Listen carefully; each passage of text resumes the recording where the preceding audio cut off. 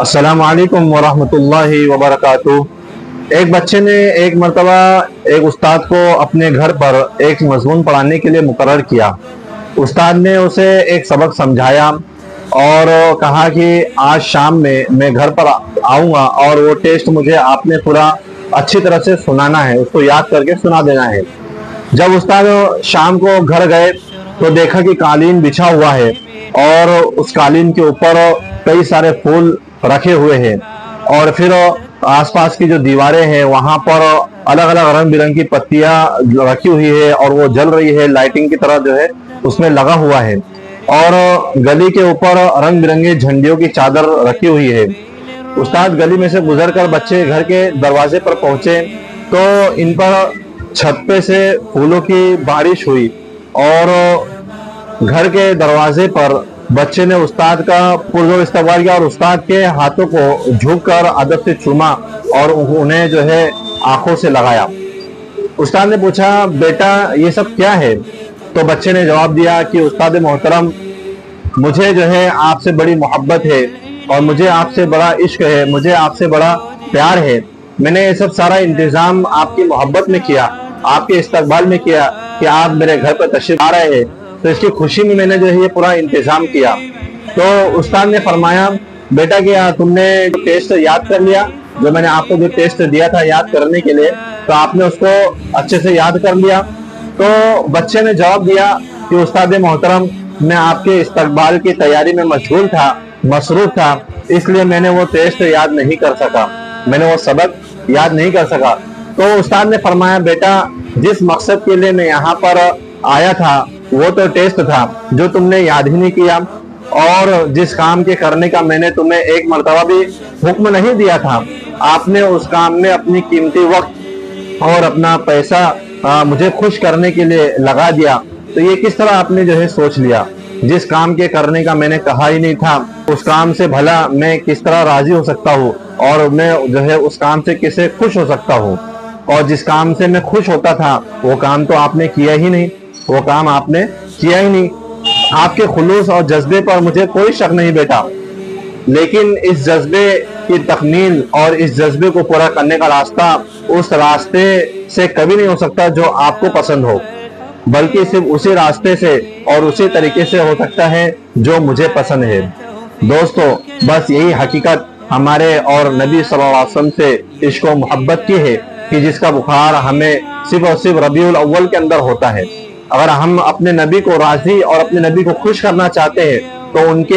اس کے لیے ہمیں وہ طریقہ اختیار کرنا ہوگا جو خود نبی علیہ الصلوۃ والسلام نے ہمیں بتایا، اور صحابہ کرام رضی اللہ تعالیٰ عنہ نے جس پر عمل بھی کر کے ہمیں بتا دیا،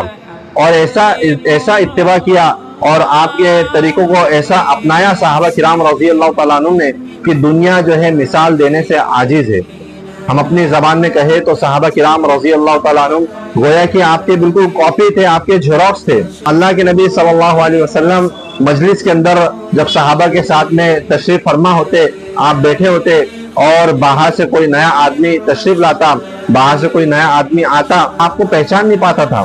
وہ پہچاننا اس کے لیے مشکل ہو جاتا تھا کہ ان میں محمد کون ہے۔ اسے جو ہے مجبور ہو کر پوچھنا ہوتا، من منکم محمد، کہ تم میں محمد کون ہے۔ یعنی صحابہ رضی اللہ تعالیٰ نے اس طرح حضور پاک صلی اللہ علیہ وسلم کی اتباع کیے تھے، اور ایسا جو ہے آپ کے طریقوں کو صحابہ نے اختیار کر لیا تھا۔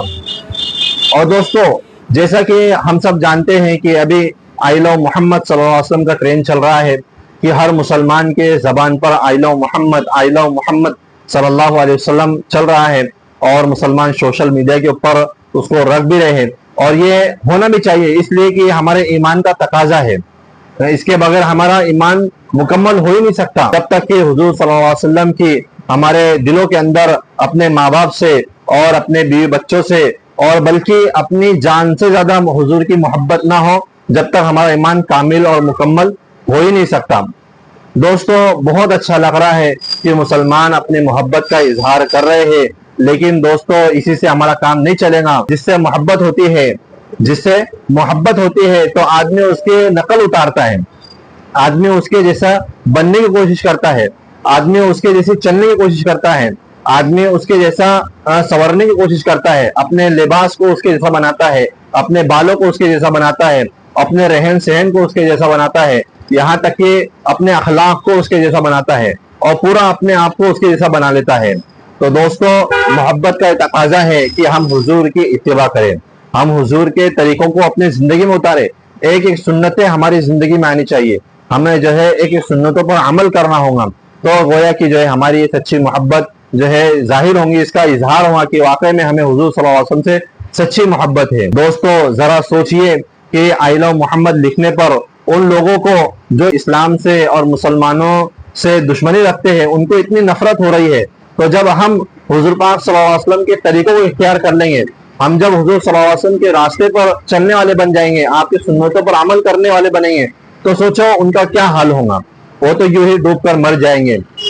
اور دوستو، امام مالک رحمۃ اللہ علیہ نے فرمایا کہ سنتوں کی مثال، آپ کے جو طریقوں کی مثال ایسی ہے گویا کہ طوفان نوح کے وقت میں کشتی، نوح علیہ السلام کے دور میں طوفان آیا تھا تو کشتی میں جو لوگ سوار ہوئے تھے تو وہ سب محفوظ ہو گئے تھے، وہ سب بچ گئے تھے۔ تو اسی طرح آپ کی سنتیں ہیں کہ جو حضور پاک صلی اللہ علیہ وسلم کی سنتوں کو اختیار کر لے گا تو وہ اس دور کے فتنوں سے محفوظ ہو جائے گا، وہ اس دور کے جو ہے ہر فتن سے اللہ تعالیٰ اس کی حفاظت فرما لیں گے۔ اللہ کے نبی نے فرمایا کہ ترکت فیکم امرین، کہ میں تم میں دو چیزوں کو چھوڑ کر جا رہا ہوں، لن تضلوا بہما ما تمسکتم، کہ جب تک تم اس کو مضبوطی سے پکڑ لو گے، جب تک تم اسے مضبوطی سے تھامے رکھو گے تو تم کبھی گمراہ نہیں ہوں گے۔